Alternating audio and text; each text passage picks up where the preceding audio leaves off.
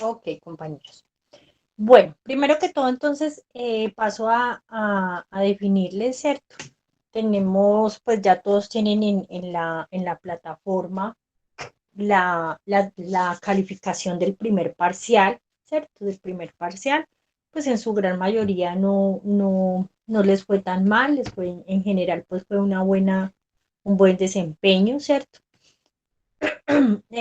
Pasamos, tenemos también, creo que dos talleres, venga, verifico acá.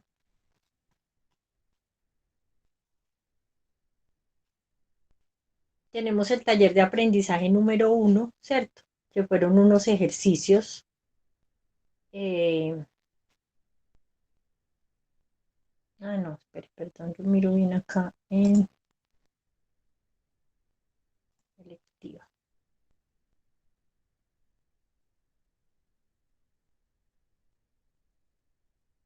Tutoría 1. Profe, hasta el momento nos llevamos solo 2 talleres con el que entregamos que era plazo hasta hoy. Sí, eso veo. Entonces llevamos el taller evaluativo, el número 1, y el taller que pusimos, que coloqué la semana pasada, que era para la elaboración de unos ejercicios de acuerdo a lo que hemos visto sobre la medición del patrimonio en la parte fiscal, ¿cierto? De algunas cuentas, pues, del patrimonio. Entonces tenemos esos dos talleres, ¿cierto? Tenemos el taller de evaluativo, que pues en su mayoría les fue bien, y tenemos ese taller que era para presentar el día de hoy, ¿cierto? Para mañana yo creo que más o menos les voy a subir otro taller. No lo he subido todavía porque estoy esperando hasta qué parte avanzamos hoy para poder dejarles pues el taller sobre un procedimiento de renta de persona jurídica, estableciendo pues la parte del patrimonio y la parte de los ingresos y costos, que es lo que espero pues que alcancemos a tomar el día de hoy. ¿Listo? Entonces ya en el día de mañana, yo creo, en el transcurso del día de mañana, les subo el taller evaluativo número 2, ¿sí? De igual manera, apenas, ustedes saben que apenas lo tengan en la plataforma, pues yo ahí mismo les aviso en el WhatsApp para que ustedes sepan que ya está ahí y lo puedan comenzar a desarrollar, ¿sí? Entonces, pues van a tener un placito. Hoy estamos a 13, entonces como yo lo subo de aquí a mañana, 14, entonces les voy a dar plazo más o menos hasta el 21 o 22 para la entrega de ese taller evaluativo. ¿Listo?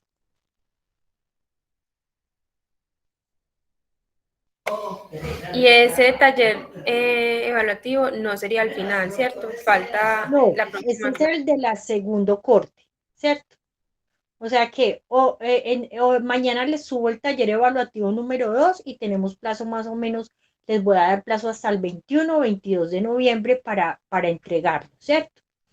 Y el 20 dentro de 8 días, pues tenemos clase común y corriente. Y el 27, que es la última tutoría, entonces ahí sí dejaríamos el final, ¿sí? Que ese les daría placito por ahí más o menos hasta el 2 3 de diciembre más o menos, porque tengo que entregar ya notas finales el 5 de diciembre. ¿Listo? ¿Queda claro ese pedacito? Sí, profe. Ok, ustedes saben que yo siempre les doy placito por ahí de 8 días para que no queden pues con todo ahí al mismo tiempo, ¿listo? Entonces no se preocupen por eso. Entonces para el del segundo corte, que es el que voy a subir mañana, les doy unos 8 días, ¿cierto? Y para el último, que es después de la última tutoría, entonces también les doy unos 8 días, de pronto un poquito menos si tengo la presión ahí de la nota, de pronto unos 6 días si tengo la presión pues de que me estén acosando de coordinación. Pero si me dan plazo como siempre, si me dan plazo como dice en el cronograma hasta el 5 de diciembre, pues yo les daría plazo por ahí más o menos hasta el 3 o 4 para que me lo suban. ¿Listo? Y de la nota apreciativa, pues la nota apreciativa saldrá de las participaciones en clase, del cumplimiento en la asistencia y del taller que tenemos que subimos hasta el día de hoy. ¿Listo? Bueno, y ya dependiendo, pues ya si colocamos el último parcial y pues ya hay algunos que requieran alguna actividad de refuerzo porque les fue mal en los tres parciales, pues ya habría que mirar cada caso de forma particular, ¿cierto? Cuando se requiere pues algún tipo de refuerzo porque les fue de pronto mal, pero pues no creo. Bueno, compañeros, entonces ustedes saben que tenemos que aprovechar el tiempo, entonces hasta ahí estamos claros, ¿cierto? En la parte evaluativa. Sí, profe. Listo. Bueno, espero entonces que también les haya ido bien con los ejercicios. Las personas que me llamaron y me preguntaron, pues les traté de resolver sus dudas. No era nada diferente a lo que hemos visto en clase y pues lo que había que tener en cuenta era la normatividad e incluso para cada ejercicio les anoté el artículo tributario que había que tener en cuenta como para que ustedes fueran y retomaran nuevamente el análisis, pero de igual son análisis que ya se habían hecho en la clase, ¿cierto? Y pues lo que había que tener en cuenta era cómo quedaba el saldo contable y cómo queda la medición fiscal de ese determinado ejercicio o ese determinado caso que les escribí ahí.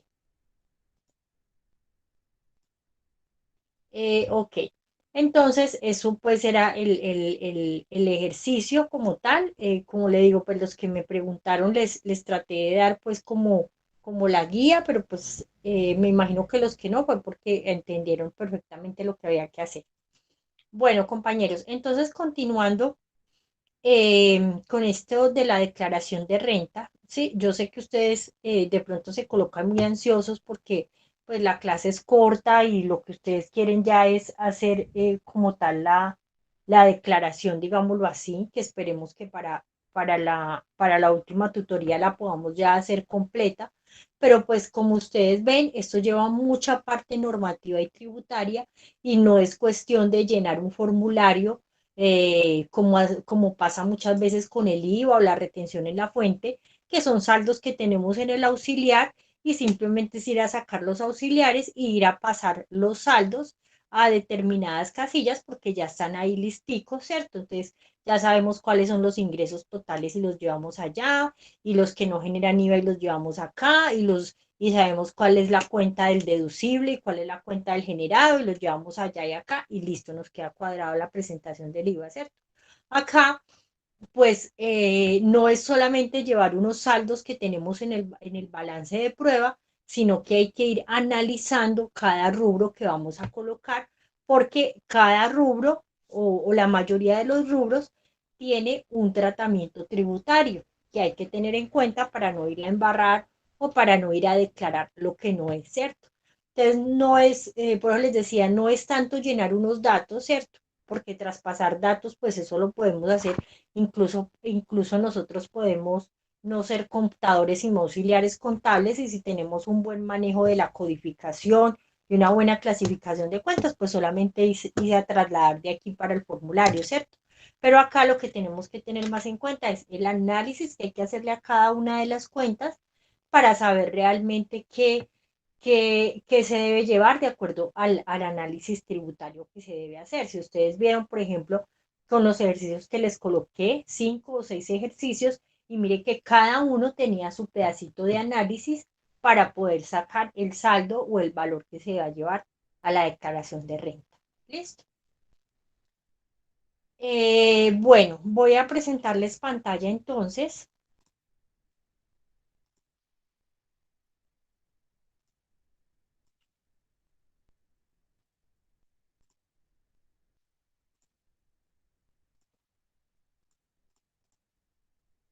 Este es el archivo que ustedes tienen allá que yo les subí inicialmente sobre la declaración de renta, ¿cierto? Mire que ya vimos todo el tratamiento tributario de esta parte del patrimonio, ¿sí? Y ya sabemos cómo queda establecido el patrimonio líquido de la empresa, teniendo en cuenta la medición de estos diferentes activos y de los pasivos dentro del estado financiero, ¿cierto? Ahora vamos a pasar a la parte de ingresos. Dice, hay ingresos brutos por actividades ordinarias. Acá va todo lo que se refiere a los ingresos operacionales. Si miramos, este es el renglón 47. Si miramos el detallado, acá tenemos todo lo que está en la cuenta 41, ¿cierto? Y lo que llevamos a la cuenta 41, pues es básicamente todo lo que está en los ingresos operacionales, en los ingresos que son generadores de nuestro objeto social, ¿cierto? Por ejemplo, en este caso, esta es una empresa que presta servicios de publicidad, entonces tiene en su renglón 47 todo lo que equivale a la 41 55 que es de publicidad, ¿cierto? Acá no tendríamos ninguna diferencia entre lo contable y lo fiscal, ¿cierto? Sin embargo, pues que hay que tener en cuenta en la parte de ingresos, pues que es todo hecho económico que produce ese incremento al patrimonio, ¿cierto? Que en los operacionales está toda la parte que es grabada porque va concerniente con la actividad principal de la empresa, ¿sí? Y que va lo efectivamente facturado, ¿cierto? Y que se entiende como que causó, o las personas que se llevan, que están obligadas a llevar la contabilidad, se entiende por todos los ingresos realizados o causados, ¿cierto? Todo lo que yo causé mediante facturación. Entonces, eso es lo que se debe declarar, lo que yo tengo constancia, ¿sí? De que facturé y de que causé. Entonces, eso va en toda la cuenta 41 y pues eso es lo que nos muestra acá el formulario. Ahí no hay ninguna diferencia ni ninguna conciliación, ¿cierto? ¿Qué tenemos que tener en cuenta en la parte de los ingresos? Pues que además de los ingresos operacionales que van en el renglón 47, entonces acá vemos en el renglón 48,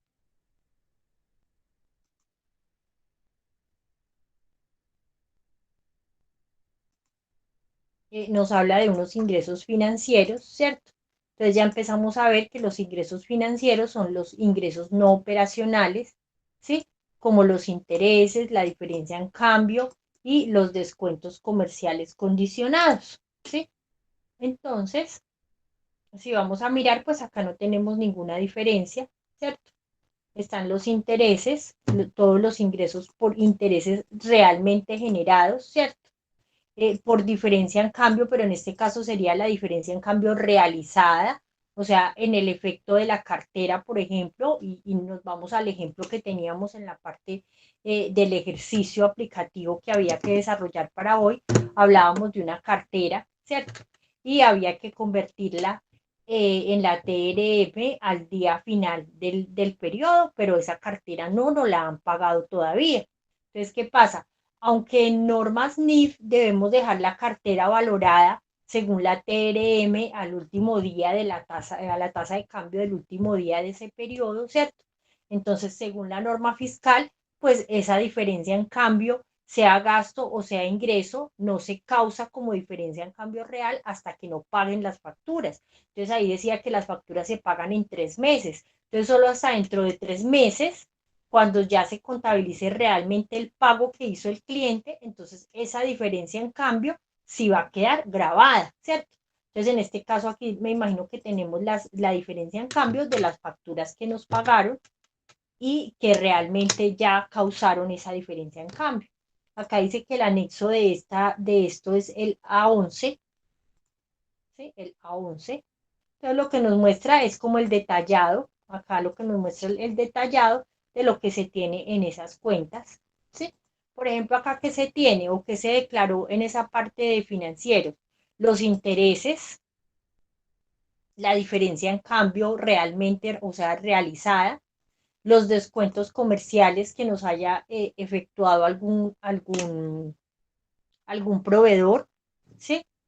El reintegro de otros costos y gastos, cuando nos hacen algún reintegro de un costo o gasto que se asumió, las subvenciones recibidas, en este caso se tienen acá este ítem de subvenciones recibidas, en este caso de esta empresa, en esta cuenta están contabilizados los auxilios que le dio el gobierno a la empresa por el PAEF, ¿sí? El auxilio de nómina.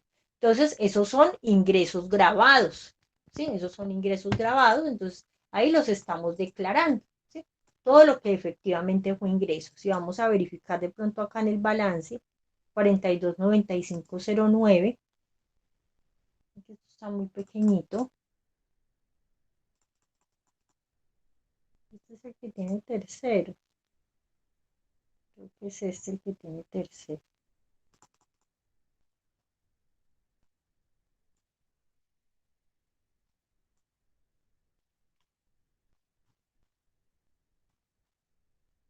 Miren, en la 41 están todos los ingresos operacionales, en la 42 están los no operacionales financieros, los intereses que son los generados por el banco, ¿cierto? La diferencia en cambio realmente realizada, los descuentos que nos haya hecho algún tercero, ¿sí? El reintegro de costos y gastos, ¿sí? Y las subvenciones recibidas, mire que dice el Ministerio de Hacienda, que es el tercero que tenemos registrado para causar ese auxilio PAEF que está recibiendo la empresa en ese momento por lo de la pandemia, ¿sí? Entonces, acá no tenemos ninguna diferencia entre lo contable y lo tributario, porque son efectivamente los ingresos que recibió la empresa y que están debidamente contabilizados, ¿cierto? Y acá ya nos empieza a hablar de una parte de unos dividendos grabados y no grabados y de unos dividendos o participaciones que son no constitutivos de renta. Entonces, es ahí donde tenemos que tener en cuenta, compañeros, que dentro de la parte de ingresos hay unos ingresos que son grabados, o sea, que son constitutivos de renta, y hay unos ingresos que son no constitutivos de renta, ¿cierto? Que se van a restar de esos ingresos. Entonces, acá en la presentación,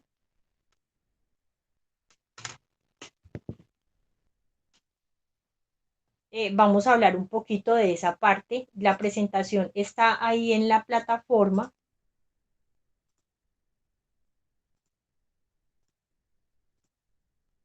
¿Sí? La presentación está en la plataforma. Ustedes la pueden encontrar donde dice tutoría 5, recurso de aprendizaje renta 2. ¿Sí? Lo tenía en la tutoría pasada, pero pues no lo alcanzamos a ver. Entonces, en la tutoría 6 no lo tengo, pero ahí está, es ese mismo tema, el que estamos retomando, ¿cierto? Entonces, esta es la presentación que ustedes van a encontrar ahí, esa es la que pueden descargar para su conocimiento y para su estudio. Entonces, bueno, acá dice que es el ingreso como tal, ¿cierto? Es todo hecho económico que sea susceptible de producir un incremento neto del patrimonio en el momento de su ocurrencia. En términos generales, el ingreso tiene la posibilidad de incrementar el patrimonio de quien lo percibe si lleva implícito un valor adicional a los costos y gastos efectuados para percibirlo. Dentro de los ingresos podemos encontrar que existen ingresos que están grabados con el impuesto de renta y otros que, aunque cumplen con el precepto de ser ingresos tributarios, no son constitutivos de renta ni ganancia ocasional. Entonces, hay unos ingresos que el gobierno en su parte tributaria nos dice, no, estos no son constitutivos de renta, o sea, por estos ingresos no hay necesidad de que paguen impuesto de renta. ¿Listo? Bueno, aquí nos habla de cuáles son los ingresos de fuente nacional, cuáles pueden ser considerados de fuente nacional y fuente extranjera, ¿cierto? Porque la empresa puede estar recibiendo ingresos del exterior, ¿sí? Entonces, los ingresos de fuente nacional son los que se generan en la jurisdicción fiscal, o sea, en Colombia, provenientes de la enajenación o explotación de bienes o la prestación de un servicio, entonces provenientes de una actividad comercial o de una actividad de servicio, ¿cierto? Lo que nos quiere decir eso. Deben ser declarados y generan tributo para los residentes y los no residentes. Y se encuentran puntualmente referenciados en el artículo 24 del Estatuto Tributario. O sea, esto mismo lo dice en el artículo 24 del Estatuto Tributario. Y los ingresos de fuente extranjera son los que se generan en el exterior, ¿sí? Provienen de la enajenación, explotación y prestación de servicios en el exterior, son declarados y generan tributo para los residentes, ¿cierto? Los que no son residentes pues tienen que declarar es en el país donde sean residentes y se encuentran puntualmente referenciados en el artículo 25 del Estatuto Tributario. Entonces ahí nos hace por referencia a cuáles son de fuente nacional y de fuente extranjera, ¿cierto? Y pues nos habla de la realización del ingreso, entonces lo que les decía ahorita, que en la 41 va para las personas que no son obligadas a llevar contabilidad, entonces todo lo que les dio o lo que les generó el pago como tal, ¿cierto? El ingreso se mide por el pago, ¿cierto? Y para los obligados a llevar contabilidad se entiende como los que están causados o debidamente devengados. Y yo cuando causo, cuando tengo la factura, ¿cierto? Así no me la hayan pagado todavía, después de que yo haya facturado, eso ya es un ingreso para ese periodo contable. ¿Listo? Bueno, entonces en el ingreso, los ingresos, ingresos que no se consideran de fuente nacional en el artículo 25 del Estatuto Tributario, o sea, los ingresos de fuente extranjera. Bueno, los ingresos no constitutivos de renta ni ganancia ocasional están inscritos en el artículo 36 al 57 rayados del Estatuto Tributario. Son ingresos que por expresa disposición legal no se someten a gravamen con el impuesto de renta y complementarios de manera parcial o total. Son importantes para el contribuyente porque pueden generar ahorro en el pago de impuesto al permitir la disminución de la renta líquida del obligado. O sea, cuando registramos los ingresos no constitutivos de renta, pues estos son un ahorro, ¿cierto? Porque hay unos ingresos que se están generando, pero que el gobierno me da esa excepción de que por ellos no pague el impuesto correspondiente. ¿Sí? Entonces, entre esos encontramos, los voy a enumerar primero y después les explico más o menos uno a uno que, que, en qué consisten, ¿cierto? La prima en colocación de acciones, la distribución de utilidades en acciones que cotizan en la bolsa, los dividendos y participaciones, la utilidad en la venta de casas o apartamentos de habitación, según el artículo 44 del Estatuto Tributario, las indemnizaciones por seguro de daño, las recompensas, las indemnizaciones por destrucción o renovación de cultivos y por control de plagas, los subsidios provenientes de Agroingreso Seguro, Fogafín, Fogacop o alguna de estas cooperativas que dan esos auxilios, más que todo que son para las empresas agropecuarias o las microempresas o las que están en algún proyecto o algún emprendimiento que tiene que ver con la agricultura, con la ciencia, con la tecnología, con la naturaleza. Esas empresas, pues como están teniendo en cuenta esos emprendimientos y esos proyectos naturales, pues tienen unos tipos de subsidios y esos ingresos no estarían grabados con renta, ¿cierto? Entonces, vamos a hablar de la prima de colocación de acciones. Vamos a hablar de la prima en colocación de acciones. ¿Alguien sabe qué es la prima en colocación de acciones o recuerda? O creo que ya se los había dicho. Bueno, no sé si alguien lo recuerda.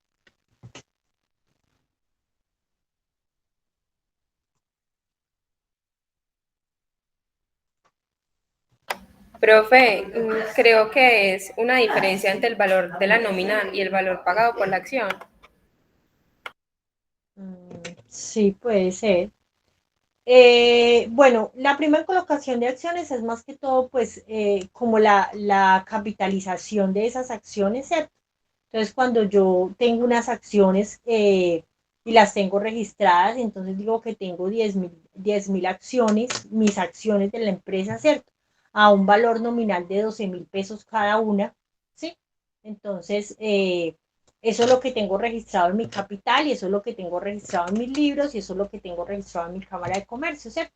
Pero voy a capitalizar la empresa, la voy a capitalizar, entonces voy a colocar unas acciones, un porcentaje de esas acciones a la venta y entonces no las voy a colocar a 12,000 pesos el valor que tengo ahí registrado, sino que las voy a colocar a 15,000 pesos, ¿cierto? O sea, le voy a ganar 3,000 pesos a cada una de esas acciones que voy a colocar a la venta, ¿sí? Entonces, cuando coloco esas acciones a la venta, pues estoy generando un ingreso a la empresa, ¿cierto? Porque estoy generando una capitalización, estoy recibiendo más de lo que tengo registradas las acciones, ¿sí? Ese ingreso como tal sería no grabado, ¿sí? ¿Por qué? Porque hace parte de la prima en colocación de acciones, de la capitalización de la empresa, ¿sí? Y pues se supone que esos ingresos los voy a utilizar es para capitalizar, para invertir en inventarios o en maquinaria o en activos, ¿sí? No lo voy a hacer para, para que los socios ganemos, ¿cierto? No lo voy a hacer con el fin bueno, estos 3.000 pesos que ganó cada acción, entonces vamos a distribuirnos entre los que ya estamos. No, porque cuando hago eso es con el fin de capitalizar la empresa, de que me toca vender un porcentaje de acciones para la utilidad y el beneficio y el ingreso que me genere, sea para invertirlo en la misma empresa, en capitalizarla o en saldar deudas que tengo retrasadas y que eso me está ocasionando pues un perjuicio, ¿sí? Entonces, por tal razón, esos ingresos no serían constitutivos de renta ni ganancia ocasional, porque lo que yo voy a hacer con ellos es capitalizar la empresa como tal, ¿sí? Entonces, si hago eso, pues eso me va a afectar el patrimonio, lo voy a colocar allá en prima en colocación de acciones y por lo tanto sería un ingreso no constitutivo de renta ni ganancia ocasional, ¿sí? Ujú. Qué pena. Eh, ¿Será que puede aceptar una compañera que está tratando de ingresar? una compañera que está tratando de ingresar, María Alejandra. Ok, muy bien, muchas gracias por avisar. Bueno, en la prima en colocación de acciones también podemos encontrar el caso de las donaciones, ¿sí? ¿Por qué? Porque cuando vemos que a la empresa se le ha hecho alguna donación, ¿sí? Por cualquier concepto, no sé, nos inscribimos en un proyecto y nos ganamos una donación, ¿sí? Entonces se supone que esa donación también es para reinvertir en la empresa o en el proyecto para el que nos hicieron la determinada donación, ¿cierto? Entonces esa donación pues no sería un ingreso constitutivo de renta ni ganancia ocasional. Hasta ahí estamos correctos, compañeros. Profe, me quedó una duda, no sé, me perdí de pronto en un pedacito. En lo de la prima en colocación de acciones, ¿toda la venta de esas acciones es no constitutiva de renta o solo esa ganancia, solo esa diferencia? No, solo la diferencia, o sea, solamente la utilidad, ¿sí? Si yo tenía las acciones a 12.000 pesos y las vendía a 15.000 pesos, entonces solo los 3.000 pesos que me generan ese ingreso de utilidad de la venta de esas acciones sería un ingreso no constitutivo de renta ni ganancia ocasional. ¿Por qué? Porque los otros 12.000 pues no es una utilidad, sino que es como tal pues el valor que tienen las acciones, ¿listo? Listo, profe, gracias. Ok.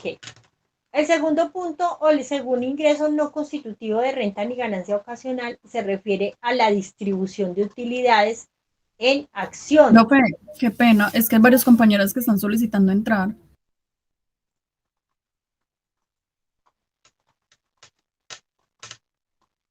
Ok, ya les di ingreso. Bueno, entonces estamos hablando de la distribución de utilidades en acciones y cuando hablamos de la distribución de utilidades en acciones es cuando hablamos de acciones que cotizan en la bolsa, según el artículo 36, raya 1. ¿Sí? Entonces, el artículo 36, raya 1 establece que son ingresos no constitutivos de renta ni ganancia ocasional las utilidades obtenidas por la venta de acciones inscritas en la bolsa de valores, siempre y cuando el vendedor sea el único beneficiario y las acciones no superen el 10% de las que se encuentran en circulación. Entonces, ¿qué pasa con esto, compañeros? Vamos a enfocarnos nuevamente en el, se me va la paloma, en el ejercicio que teníamos. En el ejercicio que teníamos por allá que la empresa tiene unas acciones, ¿cierto? Unas acciones que cotizan en la bolsa. Y esas acciones tienen un valor inicial o tenían un valor inicial y a final de año pues se consultó el valor que están en el mercado de bolsa y tienen otro valor final, ¿cierto? O sea que aumentó ese valor, ¿sí? Entonces eso quiere decir que generó una utilidad, ¿sí? Esas utilidades serían un ingreso no constitutivo de renta ni ganancia ocasional, pero en el momento en que ya se genera la negociación de la venta de esas acciones. En el ejercicio, por ejemplo, no estábamos realizando todavía la venta de esas acciones, sino que simplemente se estaban midiendo al valor real a finalizar el periodo, ¿sí? Entonces, en ese caso, en el ejercicio, por ejemplo, si ese valor, si esa medición final daba un ingreso o daba un gasto, pues en ese momento era un ingreso o un gasto no deducible, ¿cierto? Porque pues simplemente se estaba era midiendo en el valor del mercado. Profe, Y una cuando, pregunta. ¿Usted está haciendo algo en Excel? no señora, Ah, pues listo. no, ahí no estoy mostrando nada en eso. Profe, o sea que solamente aplica en el momento que se venda la acción o si, por ejemplo, en el periodo tuvo utilidad esa acción. Son los dos valores. Ok, entonces vuelvo al ejemplo, ¿cierto? Cuando esas acciones que cotizan en la bolsa generan una utilidad, ¿cierto? Esas acciones que cotizan en la bolsa generan una utilidad, esa utilidad, ese ingreso por esa utilidad, cuando se venden esas acciones, solamente cuando se están vendiendo, ese ingreso, ¿cierto? Porque la idea es que cuando se vendan a un mayor valor, o sea, que me causen un ingreso, ¿sí? Entonces, ese ingreso sería no constitutivo de renta ni ganancia ocasional. Así yo realice la venta, ¿cierto? Que digamos, por ejemplo, con la diferencia en cambio decimos, bueno, cuando ya nos paguen, entonces esa diferencia en cambio ya sería un ingreso constitutivo de renta. En este caso, si hablamos de la venta de esas acciones, ¿sí? Como estábamos hablando, por ejemplo, en el ejercicio, si yo digo que a diciembre 31 las acciones se vendieron a un mayor valor del que tenía inicialmente, eso va a generar un ingreso para la empresa, ¿cierto? Ese ingreso no es constitutivo de renta ni ganancia ocasional. ¿Sí me hago entender? Sí, profe, sino que la duda mía era que, pues, no sé, yo he escuchado que como que ponen acciones y no necesariamente las venden, sino que les dan como una utilidad en ciertos periodos, como una ganancia. Antes, pues, de venderla, por ejemplo, un año recibieron cierta utilidad y ya el año siguiente sí decidieron venderla. Pues, un ejemplo, yo me refería a esa utilidad que recibieron sin vender la acción. Ah, bueno, pero es que no. A ver, ahí hay dos tipos de acciones, ¿cierto? Y creo que les hablé en ocasiones pasadas. Están las acciones que cotizan en la bolsa, que es las que estamos hablando, ¿cierto? Las acciones que cotizan en la bolsa, yo solamente me van a generar utilidades cuando yo las vendo, ¿sí? Es como cuando tenemos dólares. Si yo tengo dólares, yo los tengo acá en mi escritorio, los tengo acá en mi caja, supongamos, ¿cierto? Y solamente le voy a generar la utilidad cuando yo todos los días estoy mirando a qué precio está el dólar, a qué precio está el dólar, a qué precio está el dólar, y cuando veo que sube mucho, voy y lo vendo, ¿cierto? Veo y vendo mis dólares, entonces ahí me generan una utilidad, ¿cierto? También pasa con el oro. Yo tengo oro, hay gente que le gusta comprar oro, y cuando ve que el gramo de oro sube, entonces va y lo vende y ahí genera una utilidad y esa utilidad sería un ingreso, ¿cierto? Ese ingreso, digámoslo así, en este caso, esas acciones que cotizan en la bolsa, que me generan una utilidad, es al yo venderlas, al momento de venderlas, esas son las que no son constitutivas de renta ni ganancia ocasional. Hay otras que son las acciones patrimoniales, estas son las que cotizan en la bolsa, que son las que yo hago en una empresa como tal. Digamos, yo compré acciones de la empresa, mmm, de cualquier otra empresa, ¿cierto? Entonces yo soy Pepito Pérez y compré acciones de la empresa Marianita SA, ¿cierto? Y Marianita SA genera unas utilidades cada año, ¿cierto? Y esas utilidades que genera esa empresa Marianita SAS las distribuye entre sus socios, ¿cierto? Entonces, como yo soy accionista, pues yo tengo derecho a que me den el pedacito de utilidad de esa empresa, ¿cierto? Entonces, esos son otro tipo de utilidades que estoy recibiendo. Mire que son diferentes a las de las acciones en bolsa y a las de las acciones como tal en el patrimonio de una empresa. ¿Sí? Sí, profe. ¿Sí me hice entender ahí? Sí, profe, gracias. O sea, son dos tipos de acciones. Hay unas que cotizan en la bolsa y que ahí solamente voy a tener obtener la utilidad cuando las vendo, ¿cierto? Y hay unas empresas que tienen esa facultad, ¿cierto? Ecopetrol, hay unas pues grandes que tienen ese tipo de movimiento en bolsa y solamente voy a generar la utilidad cuando las vendo. Hay otras acciones que son las acciones patrimoniales que son en todas las empresas, ¿cierto? En cualquier empresa. Si usted se asocia, si usted tiene su empresa de zapatos y quiere asociarse con una empresa de bolsos y va a poner un capital allá, ¿cierto? Y compra unas acciones allá, invierte un capital, o sea que usted pasa a ser socio de esa empresa de bolsos. Y cada año cuando esa empresa de bolsos genere utilidad, pues a mí me van a dar mi pedacito de participación, a mi empresa de zapatos, ¿sí? Entonces, mire que son diferentes tipos de dividendos, ¿sí? Pero si pasamos acá a los otros ingresos no constitutivos de renta ni ganancia ocasional, donde nos habla de dividendos y participaciones, entonces ahí sí estamos hablando de los ingresos generados por esas acciones patrimoniales que yo tengo en otras empresas, ¿sí?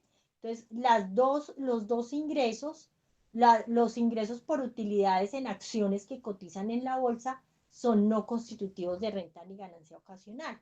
Y los ingresos que yo genere por dividendos y participaciones también en otras empresas también son no constitutivos de renta ni ganancia ocasional.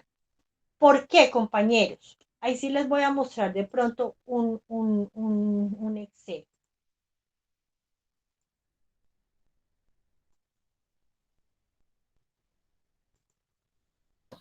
Profe, ahí no es cuando, por ejemplo, en el estado de resultados ya el último valor que queda después de haberle sacado lo del impuesto ya se lo dividen los socios.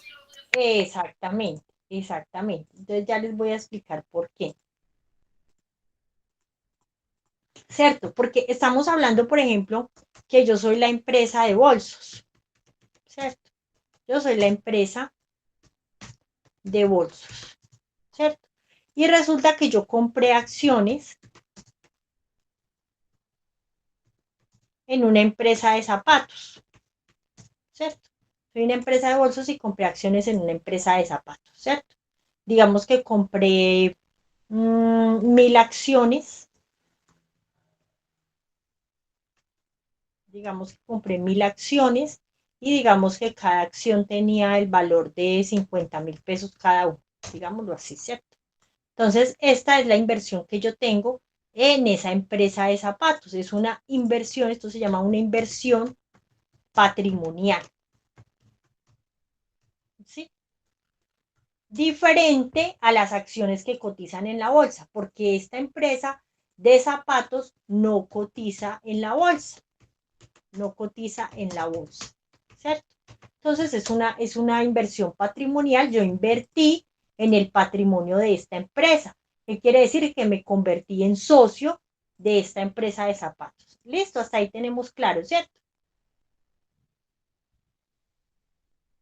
Resulta que al yo invertir estos 50 millones en esta empresa de zapatos, como me convertí en socio, tengo derecho o soy dueño del 20% de las utilidades de esta empresa, ¿cierto? Digamos, yo con este 50 millones tengo un capital del 20% de las utilidades de esta empresa, ¿sí?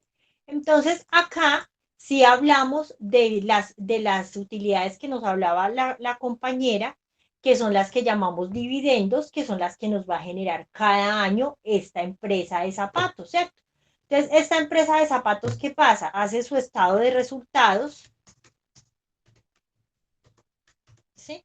Y dice, bueno, acá coloca sus ingresos, ¿cierto? Sus costos, sus gastos, acá coloca su utilidad, a esto le resta el impuesto de renta y le da una utilidad neta, ¿sí? Le da una utilidad neta y digamos que en ese año tuvo una utilidad neta de 200 millones de pesos.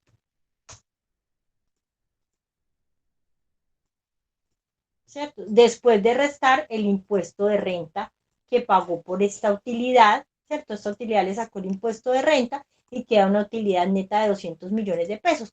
Esta es la que va a repartir entre todos sus socios, ¿cierto?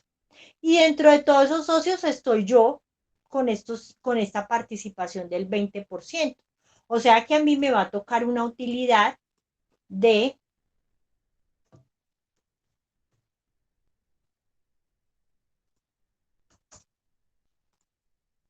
en esta empresa me va a tocar una utilidad de 40 millones de pesos. Acá cuando ya reparte, esto cómo se llama, los dividendos, ¿cierto? Los dividendos que generó cada socio. Entonces, estos 40 millones me van a pasar a mí, a mi empresa de bolsos, ¿cierto? Me van a pasar y esto sería parte de dividendos. Estos dividendos que yo recibo serían ingresos no constitutivos de renta. ¿Por qué? Porque esta empresa de zapatos generó esta utilidad y ya pagó el impuesto de renta por esta utilidad que generó, ¿cierto? Ya pagó. O sea que si yo vuelvo y los declaro acá, estaríamos cayendo en una doble tributación, porque es que esta platica que está generada acá, ya pagó el tributo que tenía que pagar, ¿sí? Ya lo pagó acá, ¿sí? Entonces, cuando me lo pasan a mí, ya está, como decir, limpiecito, ya está limpiecito porque ya pagó por su impuesto. Entonces, cuando me lo pasan a mí, pues yo ya no tengo que declararlo, sería un ingreso no constitutivo de renta. ¿Sí me hago entender, compañeros? Sí, profe. Ok. Entonces, en este caso, estos dividendos, por eso se habla de dividendos, en este caso se habla de utilidades en acciones, pues les coloqué aquí, estas son las que cotizan en la bolsa, y estos son los dividendos y participaciones de las acciones que yo tenga también en otras empresas, pero que no cotizan en la bolsa, pero que me generan también una utilidad y que por ellas tampoco voy a pagar impuesto de renta porque ya la empresa pagó el impuesto de renta por esa utilidad. ¿Listo? Bueno, otra parte que no es constitutiva de renta ni ganancia ocasional en la parte de los ingresos es la utilidad en la venta de casas o apartamentos, pero esto tiene una condicional. Entonces vamos a mirar cuál es la condición. Ay, perdón, es que ahí dejé de presentar nuevamente.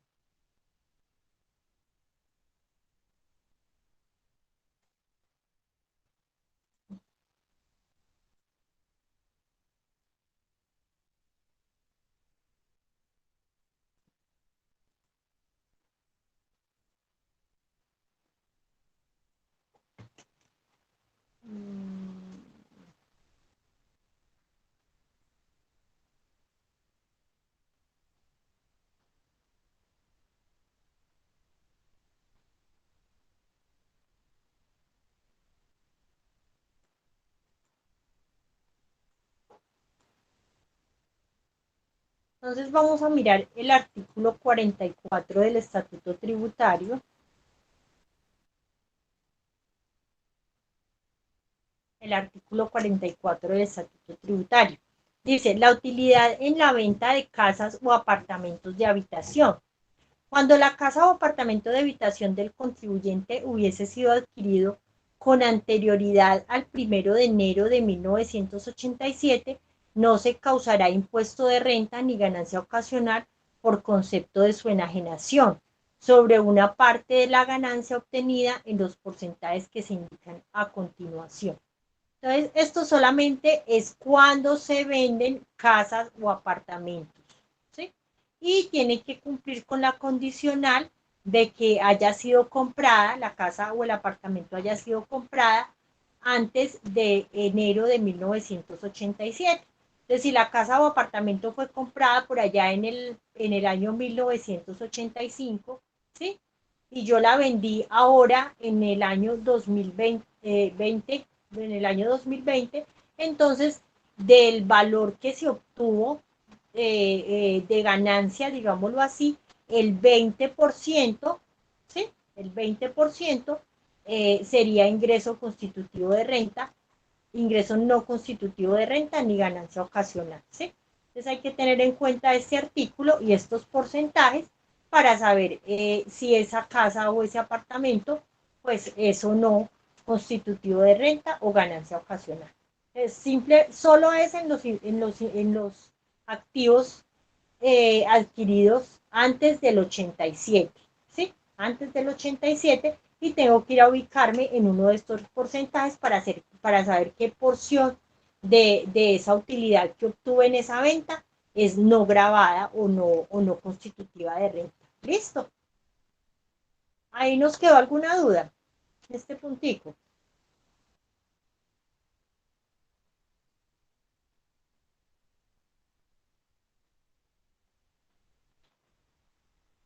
Ok, compañeros.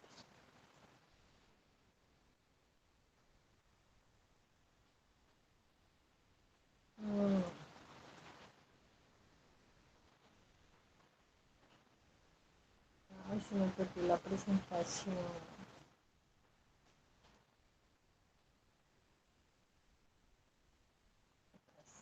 Ok. Bueno, las indemnizaciones por seguro de daño, ¿sí? Entonces, cuando hablamos de las indemnizaciones por seguro de daño,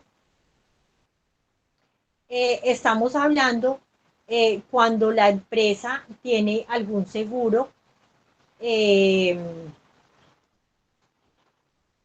a ver cómo les coloco el ejemplo.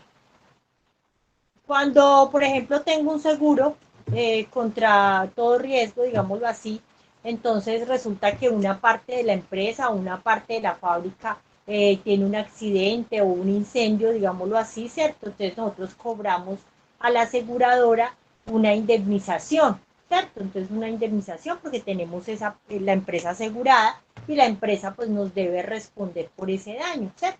Entonces nos va a dar un ingreso, nos va a responder por esa parte locativa o si es el caso, por ejemplo, de un automóvil que se estrelló, lo teníamos asegurado y el automóvil está a nombre de la empresa, ¿cierto? Entonces el seguro nos va a dar un dinero, ¿cierto?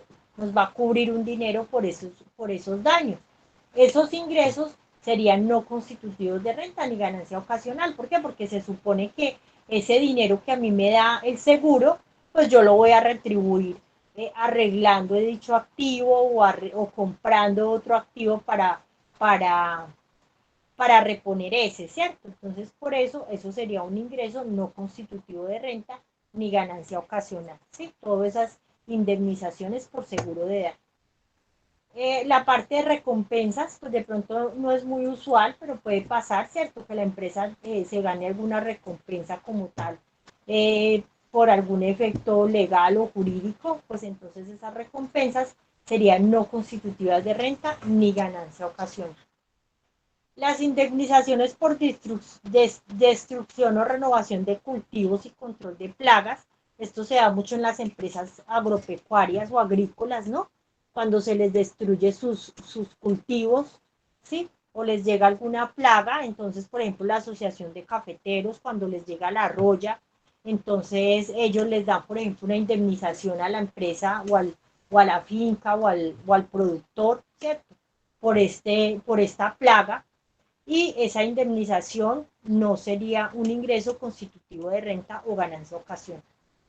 Y pues por otro lado tenemos los subsidios provenientes pues de todos estos fondos, ¿cierto? Que Fogafín, que Fogafop, que los que capitalizan toda esta parte rural, ¿sí? Los recursos destinados, que dan recursos destinados para algún sistema de transporte de carreteras, ¿sí me entiende? De ecuación de carreteras por donde está la empresa o la fábrica, bueno, todos estos subsidios, esto de agroingreso seguro, todos estos subsidios que da el gobierno, entonces esos serían ingresos no constitutivos de renta o ganancia ocasional.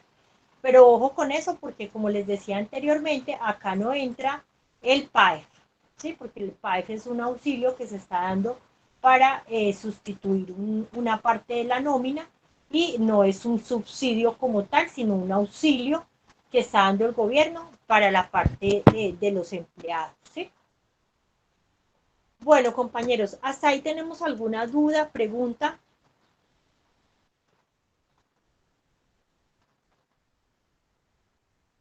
Pues ahora hace ejemplos, pues más, para entenderlo como un poco más. Señora. Profe, usted ahora hace ejemplo, pues así uno, cierto, es muy diferente cuando usted habla y cuando ya hace el ejercicio. Usted ahora va a hacer ejemplo, ¿cierto? Pues es que de esta parte no tengo pues como mucho ejemplo que hacer, porque es una parte más bien como más teórica, como tener en cuenta si la empresa está manejando esos casos en alguna forma, ¿cierto? Entonces, si la empresa está manejando, por ejemplo, o está ejecutando algún movimiento de venta de acciones, ¿cierto? Entonces, pues hay que tener en cuenta que esa venta de acciones, el ingreso que se genere de esa venta de acciones, pues no lo vamos a colocar como ingreso constitutivo de renta. Que si cotizan en la bolsa o tienen acciones en la bolsa, pues también lo vamos a tener en cuenta, ¿sí? Pero pues de todas formas más adelantico miramos a ver si encuentro un caso para que hagamos pues un ejemplo respecto a eso. Bueno, Bueno, profe, si gracias. volvemos, señora. Listo, gracias. Bueno, listo. Vamos a retomar entonces acá, por ejemplo, el archivo de la renta, el archivo de la renta.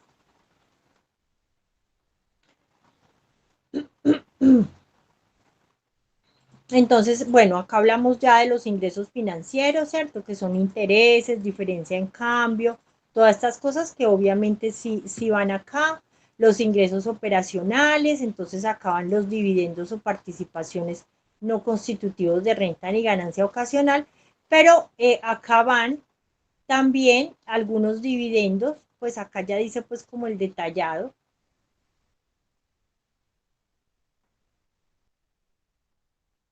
¿Sí?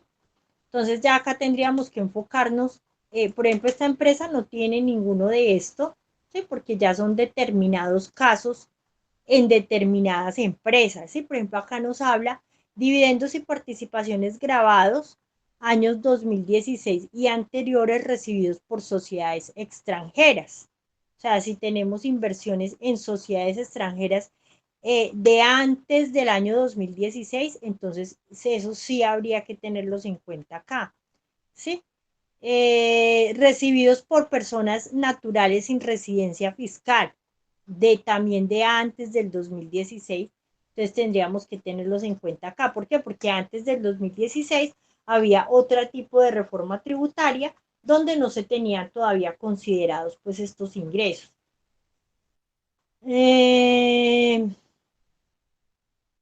Dividendos y participaciones grabadas años 2017 y siguientes recibidos por personas naturales sin residencia fiscal.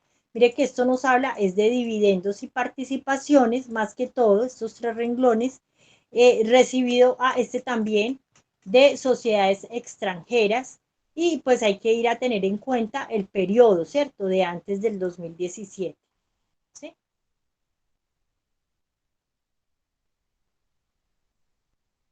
Bueno, esa pues es la parte como de dividendos. Y acá en la parte de otros ingresos, en el renglón 57, vamos a mirar acá en esta renta que tenemos en el renglón 57.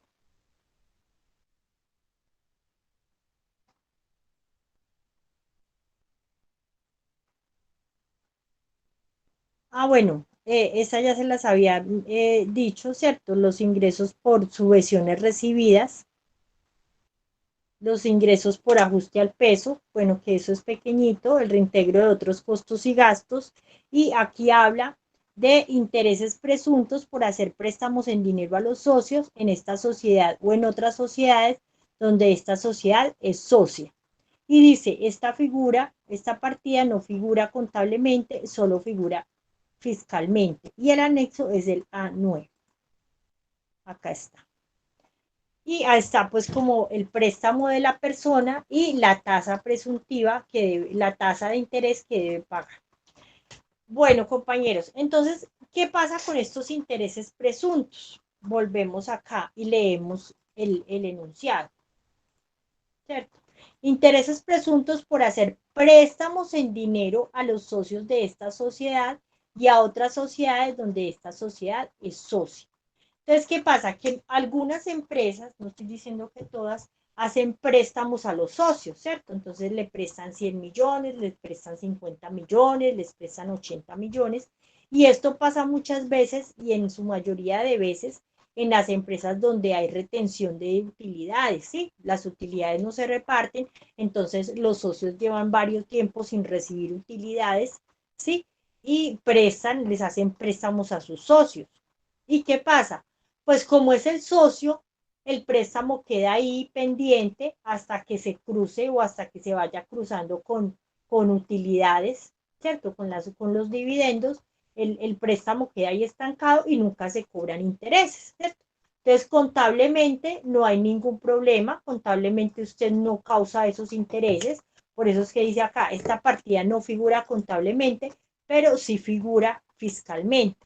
¿Por qué? Porque la reforma tributaria o la ley tributaria dice que aunque yo no los esté cobrando, porque es el socio y porque es el inversionista mayoritario de la empresa, pues esto no quiere decir que ese préstamo sea susceptible de recibir esos intereses. Entonces, por ejemplo, en este caso, hay una socia, hay un socio que nos está debiendo 105.145.200, ¿sí?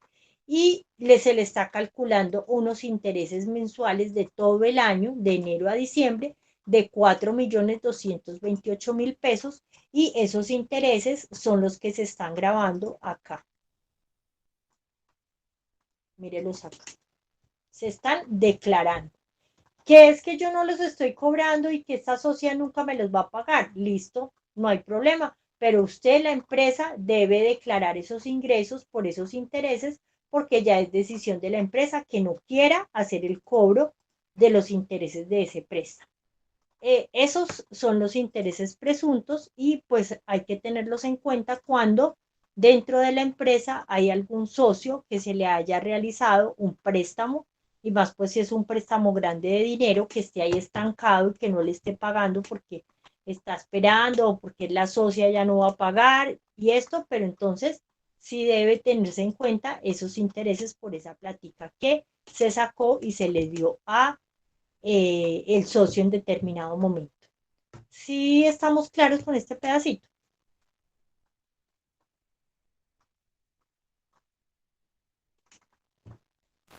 Profe, una pregunta. La partecita del interés no me queda clara. O sea, lo que yo dejo de cobrarle al socio se va a interés presunto en la renta. O sea, no entendí esa partecita. Exactamente. Por eso se dice interés presunto, porque es una presunción de que este socio me debe estos intereses, ¿cierto? Es una presunción, porque realmente la empresa como tal nunca le va a cobrar a este socio estos intereses. ¿Por qué no se los va a cobrar? Porque simplemente es el socio mayoritario, esa plata esa plata, digamos lo que esta plata que se le prestó a este socio, pues vamos al anexo, es de él prácticamente, ¿cierto? Porque él es el socio mayoritario, su capital es de él, entonces lo que se le está haciendo es prestarle una parte de su propio capital, ¿cierto? Que algún día pues se cruzará con dividendos o se irá a ir cruzando con dividendos, eso ya es política interna de la empresa, ¿cierto? Si a mí como contador o como revisor fiscal me dicen, bueno, hay que sacar 200 millones para hacerlo al socio A, pues eso ya es decisión de los socios, ¿cierto? Si le quieren dar ese dinero y lo quieren tener ahí en el, en el estado financiero como un préstamo a socios, ¿sí? Pero el hecho de que la empresa no esté cobrando ese interés, ni esté cobrando esa platica y esa platica esté ahí estancada, la parte tributaria sí me dice, bueno, pero a mí sí me tiene que pagar por esa platica y esa platica genera un interés mensual, ¿cierto? Y esos intereses, pues usted los debe declarar. ¿Y para qué? Para que queden dentro del impuesto de renta, ¿sí? Entonces este señor, este socio me debe 105.145.200. Yo simplemente calculo la tasa del mercado, la tasa de interés del mercado, ¿cierto? Y calculo los intereses mensualmente a un cuadro de amortización y digo a final del periodo que este señor me debió haber pagado todo esto de intereses, ¿cierto? Pero como él no me los va a pagar, yo no voy a calcular esto contablemente porque me va a seguir generando un aumento en la deuda de él, ¿cierto? Entonces yo no los voy a causar contablemente, porque eso va a querer decir que este señor, si me debe 105.145 y le voy a causar intereses de todo el año de 4 millones, entonces quiere decir que el préstamo que le hice a ese socio va a seguir aumentando, ¿sí? Y obviamente que no me los va a pagar. Entonces, simplemente los declaro fiscalmente. Mire que acá dice, Profe, pero La entonces cada partida, año tiene que estar haciendo la misma declaración de los intereses. exactamente. Ese es el riesgo que se asume por haber sacado ese dinero para prestarle al socio, ¿sí? Entonces, por eso dice, esta partida no figura contablemente, pero sí figura fiscalmente, ¿cierto? Porque es un interés que debe asumir el empresario por esa práctica que está ahí, digámoslo así, retenida, ¿sí? Entonces, contablemente no la vamos a tener en cuenta porque vamos a seguir aumentando la cuenta por cobrar al socio, ¿sí? Y el socio pues realmente no nos va a pagar o se le va a cruzar más adelante con dividendos. Entonces, pero Profe, pero eso fiscalmente, sería una mentira, ¿no? ¿cómo? Pues estaríamos declarando lo que es falso. Yo sé que esto me dice que es presunto, pero pues no sé, no sería como correcto. Pero eso es lo que nos declara la ley. Espere, ya les busco el artículo donde habla sobre los intereses presuntos, que creí que lo tenía acá presente para... Entonces, en ese caso es mejor que el socio espere hasta que hayan dividendos para ahorrarse en ese proceso. Exactamente. Sí, porque serían supuestos.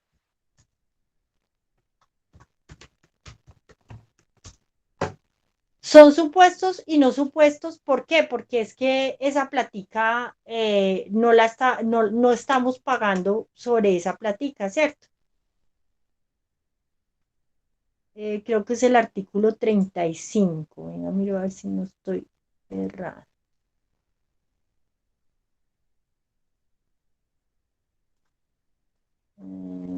Espere, les comparto acá el estatuto tributario.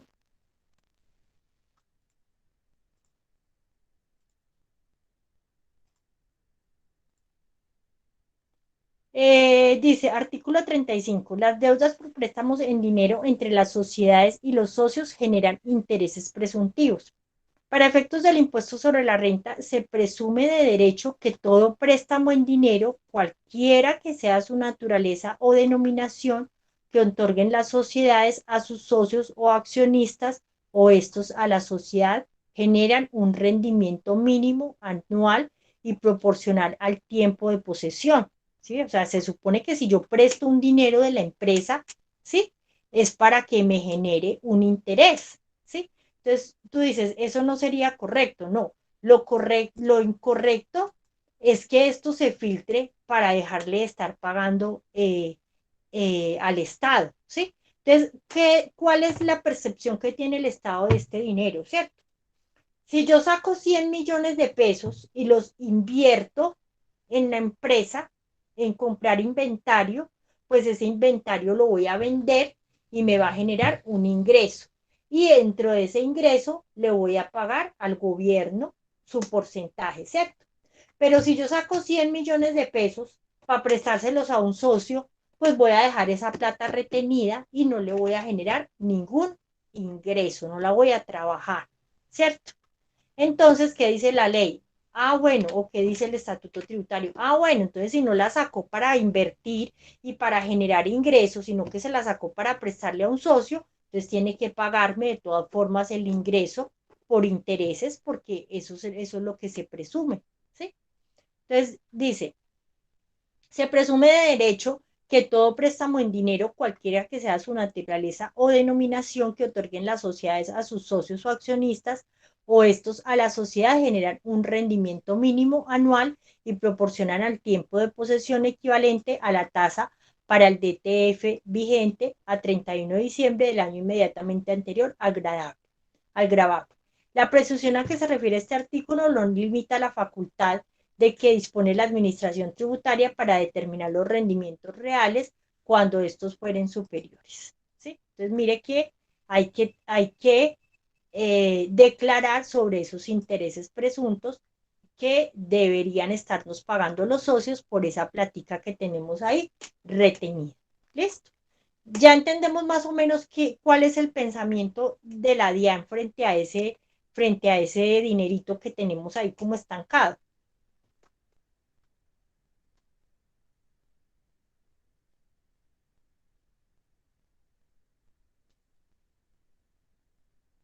¿Sí?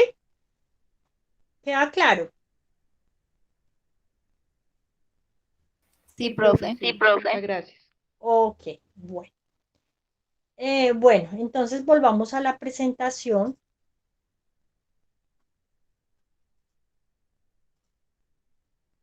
Volvamos a la presentación, ¿cierto?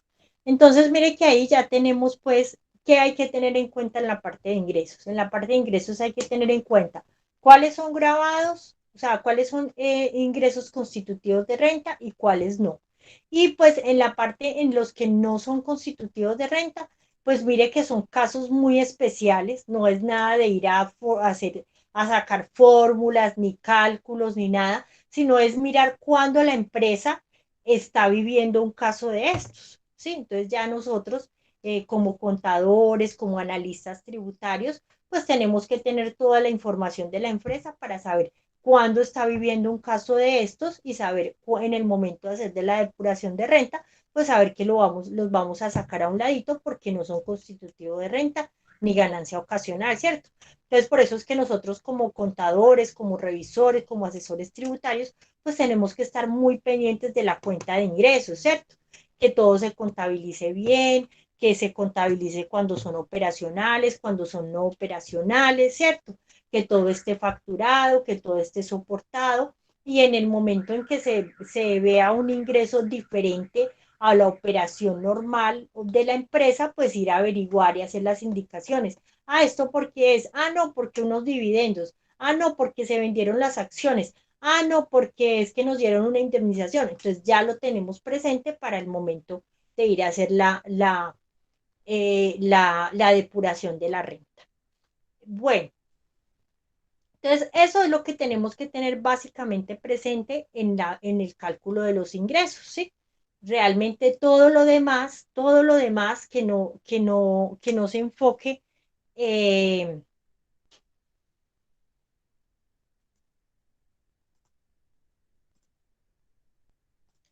todos los demás ingresos que no se enfoquen en ninguno de estos factores, pues son constitutivos de renta. ¿Sí? Bueno, ahora vamos a pasar a la parte más interesante de la renta, que es la parte de los costos y deducciones. Creo que es la parte donde hay que tener mucho más cuidado, sí, mucho más cuidado, porque hay muchos costos y muchas deducciones que no van dentro de la declaración de renta por diferentes efectos y que es donde más la DIAN en un momento de revisión, en un momento de verificación va a colocar el ojo. Allá es donde va a llegar a mirar soportes, a mirar cositas, a mirar esto por qué sí, esto por qué no, y ahí es donde ellos se van a pegar para, para, para sacar un saldo a favor o para sacar un valor a pagar. ¿Listo? Entonces dice, costos y deducciones. Los costos representan erogaciones y cargos asociados clara y directamente con la adquisición o la producción de los bienes o la prestación de los servicios de los cuales un ente económico obtuvo sus ingresos. Por su parte, las deducciones corresponden a los gastos en que incurre la persona natural o jurídica en el año gravable y que son necesarios para generar renta. Entre tales gastos se encuentran los de administración y ventas. De acuerdo con estas definiciones, se puede evidenciar que para la legislación tributaria es indispensable la relación de causalidad y de necesidad de los costos y gastos con la actividad que se desarrolla. Entonces, todos los costos y gastos que tengan relación de causalidad, o sea, que vayan con el objeto social de la empresa, que sean necesarios para producir, para operar, ¿sí? Entonces son deducibles, de lo contrario, no. Y fuera de eso, que esos costos y esos gastos pues sean necesarios para llevar a cabo los objetivos que tiene la empresa, ¿sí? Entonces, condiciones para que un costo o una deducción tenga una procedencia fiscal. Las condiciones para que la procedencia de los costos y gastos se clasifiquen en presupuestos esenciales requieren de fondo y requisitos formales, así. Presupuestos esenciales. Hacen referencia a la relación de causalidad, necesidad y proporcionalidad que deben tener los costos y gastos. ¿Sí? Entonces, ¿qué pasa? que esos costos y gastos, pues como les dije, deben tener relación con la operación de la empresa, deben ser necesarios, ¿cierto? Que tenga la necesidad, ¿sí? Porque si yo soy una empresa comercial que vende, volvamos a los zapatos, que vende zapatos a nivel local en el eje cafetero, ¿cierto? Y resulta que le voy a pagar un viaje al gerente de ventas eh, a, a Disney World, pues no veo para qué la necesidad de que el gerente de ventas se vaya para Disney World si yo estoy vendiendo mis zapatos es en el eje cafetero y de pronto si los quiero empezar a distribuir, pues tengo que empezar a mirar otras ciudades primero dentro de mi país para empezar a extenderme y después ya empezar a mirar de forma internacional, ¿cierto? Entonces hay costos y gastos que no son necesarios para la ejecución del trabajo, ¿sí? O que no tienen la proporcionalidad para, para, que, para que se ejecuten, ¿cierto? Entonces, si yo soy una empresa pequeña que tiene un presupuesto de ventas pequeño, ¿cierto? Que vende 30, 40 millones mensuales, ¿sí? Entonces no tengo la necesidad de pagarle por honorarios al gerente 10 millones de pesos, ¿sí?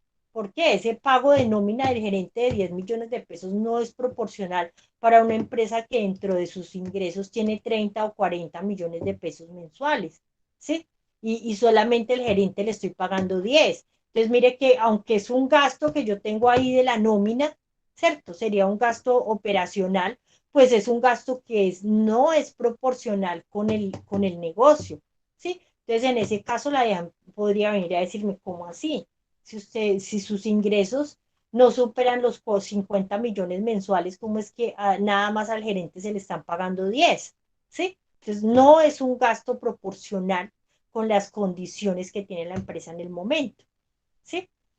Requisitos de fondo, entonces habla de la realización y la oportunidad. Entonces, cuando hablamos de la realización y la oportunidad, es que esos costos y gastos pues deben ser del periodo que se está tratando, ¿sí? Entonces, no puedo estar haciendo la declaración de renta del 2021 y ir a tener en cuenta gastos y costos del periodo 2020, ¿cierto? No tiene realización, no tiene oportunidad, serían gastos y costos impuntuales, ¿cierto? Y otra cosa que hay que tener en cuenta son los requisitos formales. En los requisitos formales se encuentran, por ejemplo, las limitaciones o prohibiciones, los documentos soporte, que los conceptos hayan estado sometidos a retención en la fuente, que se hayan realizado los aportes a seguridad social, entre otras exigencias. Entonces, que la factura sea la factura electrónica, que la factura electrónica esté actualizada con su resolución, ¿cierto? Que a la factura se le haya realizado las retenciones en la fuente pertinentes, ¿sí? Mire que el hecho de que no se le realicen las retenciones pertinentes puede pasar a ser un costo o deducción o un gasto no deducible, ¿sí? Que tenga todos los soportes, si hablamos, por ejemplo, de las cuentas de cobro, entonces que tenga el soporte de la seguridad social, el RUT, el documento equivalente, ¿sí? Porque por esos requisitos formales que estemos incumpliendo en esos costos y deducciones, pues pueden pasar a ser costos y gastos no deducibles, ¿sí? Entonces hay que tener muy en cuenta estas condiciones para poder tratar esos costos o gastos como deducibles. Antes de terminar esta parte teórica, quería mostrarles acá, por ejemplo, en el taller, en el ejemplo, ¿sí? En el ejemplo, acá en la parte de costos, ¿sí? Vamos a mirar primero, por ejemplo, los costos. Esta empresa tiene todos sus costos de publicidad en la 61 y en la 73, ¿cierto? Y mire que en la parte contable tiene registrados 3.000.685.009, ¿sí? Y en la parte fiscal tiene 3.000.640.141. ¿Qué quiere decir esto? Que más o menos 44 millones de pesos en esta empresa, que es algo realmente significativo, aunque sea una empresa con cifras tan altas, 44 millones no es una bicoca para nadie, ¿sí o no? tiene 44 millones de diferencia entre lo contable y lo fiscal. ¿Qué quiere decir? Que hay 44 millones de pesos que está dejando de deducirse. ¿Por qué? Por efectos de que estos costos no están cumpliendo con estos principios que acabamos de leer, principios de esencia, principios de fondo y principios formales, ¿sí? Y si miramos y vemos el anexo, que es el A29 y el A30, nos vamos a dar cuenta aquí rápidamente antes de terminar la clase, ¿por qué?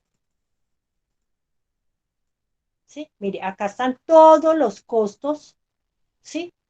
Y acá también que se sacaron como no deducibles. Y acá nada más tienen la característica porque, mire, estos 19 millones, 19 millones 607, ¿sí? Por estar con soporte POS. ¿Qué quiere decir esto? Que no había factura electrónica, había documento POS. Entonces no se pueden tomar todos como no deducibles. Y mire aquí en el anexo A30. ¿Por qué? ¿Por qué están como no deducibles toda esta cantidad de costos? Mire, porque no tenían planilla de seguridad social. Mire, la mayoría son porque estas personas son personas naturales, mire, personas naturales que le prestaron servicios a la empresa y no tienen su documentación al día completa como tiene que ser, no tienen los soportes contables completos. Entonces, toda esta cantidad de dinero tocó sacarse como no deducible.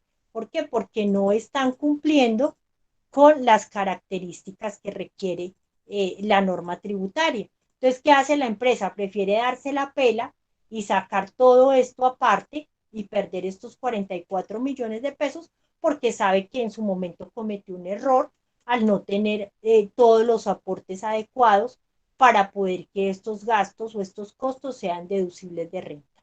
¿Listo, compañeros? Entonces, pues les digo yo que esta parte creo que es la parte más delicada de la declaración de renta, tener en cuenta todo esto que vamos a ver en la parte de costos y deducciones, ¿sí? De cuándo son deducibles y cuándo no, ¿sí? Porque hay que tener en cuenta todas esas características que les estoy diciendo. Por ejemplo, en esta parte, ¿cierto? Las deducciones por gastos por fiestas, mire, acá les empiezo pues a enumerar, ¿sí? Los medios de pago, ¿sí? Que ahorita este está súper vigilado, ¿sí? Que todos los pagos deben ser por transferencia. Bueno, y muchos otros entonces que quedan ya para la próxima clase. Bueno, compañeros, entonces, hasta esta parte que vimos de la conceptualización de las condiciones para la procedencia fiscal de los costos y deducciones, vamos a tener en el último taller que les voy a dejar el día de mañana para la segunda nota del parcial. ¿Listo? Profe, cierto que hay una norma que dice que si la persona devenga, o sea, digamos alguien que presta pues servicios en una empresa y lo que le pagan en la empresa es menos de un salario mínimo y la persona de por sí soporta que sus ingresos son inferiores a un salario mínimo, no tiene que presentar planilla de seguridad social. Si son menor a un salario mínimo, sí. Pero si ya son mayor a un salario mínimo, ya debe presentar su planilla de seguridad social.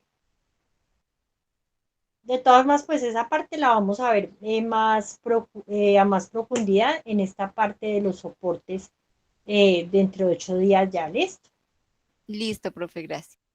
Ok, ya nos queda pues esta parte de costos y deducciones y ya salimos pues de la parte teórica para hacer ya el ejercicio práctico completo, ¿listo? Listo, Bueno, profe, profe, muchas gracias. Bueno, compañeros, entonces que descansen, que Dios los bendiga y nos vemos dentro de 8 días y entonces apenas tenga el parcial en la plataforma, les escribo en el WhatsApp para que ustedes estén pendientes. Gracias, profe. Gracias, profe. Gracias, Bueno, profe. Profe, hasta luego. Gracias, profe. Dios los bendiga. Que Gracias, descansen. profe.